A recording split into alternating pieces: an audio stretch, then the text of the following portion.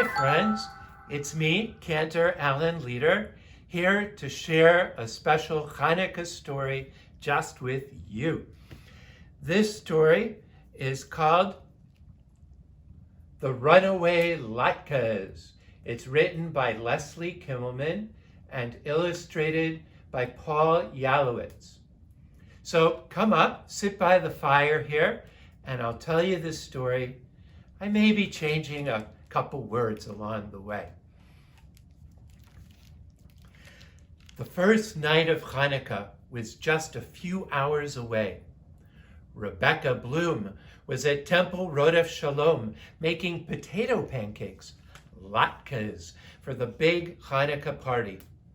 Everyone agreed that Rebecca made the crispest, tastiest, perfectly roundest latkes in town.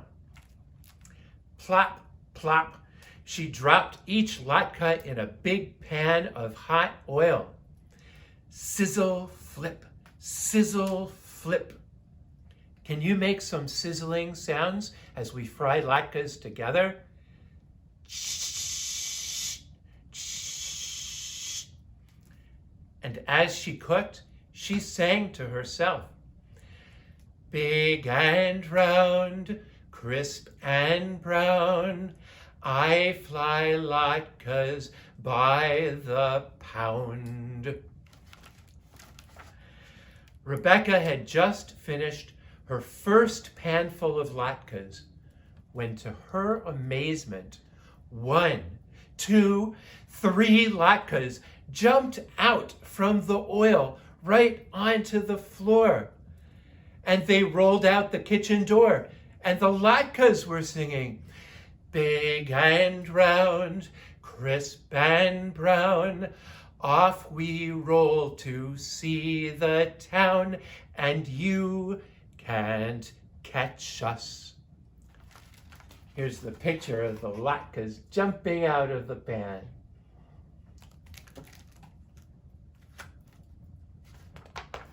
Well, oh my, said Rebecca, we need these latkes for our party tonight.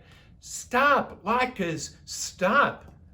But the latkes did not stop. They repeated, big and round, crisp and brown, off we roll to see the town, and you can't catch us. So Rebecca turned off the stove, grabbed a tray, and ran after the latkes. The latkes started rolling all through the temple.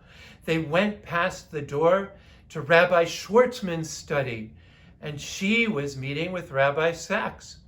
When the rabbis saw them, they closed their books and they called out, stop, latkes, stop. We need you for our party tonight. But the latkes did not stop. They sang, big and round, crisp and brown, off we roll to see the town, but you can't catch us. So the rabbis chased the latkes, and Rebecca chased them.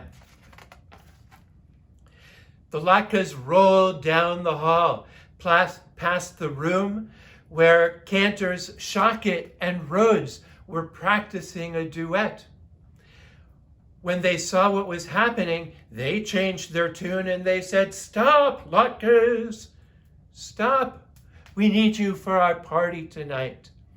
But the latkes did not stop. They sang, big and round, crisp and brown, off we roll to see the town, and you can't catch us. So the Cantors chased the latkes, and the rabbis chased the Cantors, and Rebecca chased the rabbis. The latkes rolled along right out the front door of the temple. 2 boys were playing ball, waiting for the celebration to begin. When they saw the runaway latkes, they stopped throwing the ball to each other and threw it at the latkes instead, trying to knock them over. "Stop, latkes, stop," they shouted. "We want to eat you at the party tonight." But the latkes did not stop. They sang, "Big and round, crisp and brown, off we roll to see the town, and you can't catch us." So the boys chased the latkes, and the cantors chased the boys, and the rabbis chased the cantors, and Rebecca chased the rabbis. All through the town the latkes went. They rolled up past the mayor's office. Out he hurried to see what all the noise was about. "Latkes," he said. "My mother used to make latkes for me every Chanukah."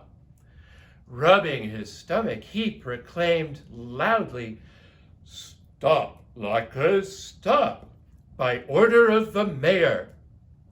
But the latkes did not stop. They sang, "Big and round, crisp and brown, off we roll to see the town, and you can't catch us." So the mayor chased the latkes, and the boys chased the mayor, and the cantors chased the boys, and the rabbis chased the cantors, and Rebecca chased the rabbis. The latkes rolled down the sidewalk in front of the police station, where Officer Sue and her partner, Officer Harry, were just getting off for the day. "What's that?" asked Sue. "Looks like trouble." "Not trouble," answered Harry. "Latkes." He was licking his lips. "Let's take 'em for questioning." "Stop, latkes, stop," Sue called out. "Stop in the name of the law." And Harry mumbled, "Stop in the name of my empty belly." But the latkes did not stop. They sang, "Big and round, crisp and brown, off we roll right to see the town, and you can't catch us." Now, after all this rolling, the latkes were hot, even hotter than they had been in Rebecca Bloom's frying pan. Just ahead of them at the edge of town was a cool, wide river. It was the Potomac River. The latkes rolled straight towards it. "No," cried the police officers and the mayor and the boys and the cantors and the rabbis and Rebecca. "Stop, you'll get wet and soggy. Then no one will be able to eat you." The latkes hadn't listened before, and they didn't listen now. But just as they plopped into the river, kerplunk, a miracle happened. A modern-day Chanukah miracle. In front of everyone's eyes, the water of the Potomac River turned into applesauce. The perfect bath for 3 crispy latkes. Can you imagine? Rebecca blinked, then 1, 2, 3, she plucked the latkes right out of the river and put them on her tray. There were just enough latkes and just enough applesauce for each person to have 1 bite. Even after the pancakes' long trip through town, they tasted heavenly. "Still, just 1 bite," the mayor sighed. "I suppose 1 bite will have to do," Harry sighed. "And look, the Potomac River has turned back into water." "I wonder if I'll eat anything as delicious again," Sue sighed. "Of course you will," said Rebecca. This very evening, you're all invited back to the temple for our Chanukah celebration. And sure enough, at the temple that night, Rebecca made certain there were plenty of latkes for the rabbis, the cantors, the boys, the mayor, Harry and Sue, and Dara and Fran, and everyone else who came to the party.